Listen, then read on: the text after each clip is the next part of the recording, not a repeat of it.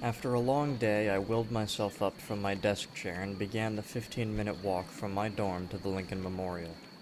Of course, I realize how lucky I am to find myself with such an opportunity, one I too frequently take for granted. This evening, however, I was looking for more than just the influence and power that a gaze from Honest Abe can induce.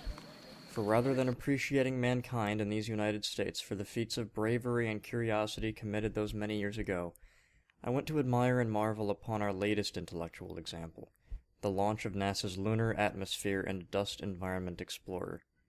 To sit upon those hallowed steps in the company of people with whom I share this beautiful yet complicated town, to partake in our latest accomplishment was within itself an unrivaled experience, up there with visiting the White House on election night 2012. And yet this was almost more meaningful, for during those brief minutes of visible airtime in which the rocket burned brightly in the sky above the Jefferson and beside the Washington, America showed that through a desire to learn and perseverance of knowledge, we may launch hulking masses of steel and technology into the stars above us.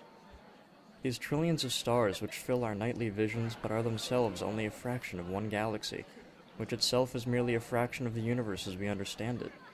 And I begin to feel small, for I myself am one of 7 billion on one planet in one solar system. But that makes me no less important. Yet perhaps the most striking aspect of it all is the stark contrast to what we are preparing to endeavor in Syria, what we have been doing daily for years in Afghanistan and Iraq, and what far too many innocent people witness and fall victim to far too frequently.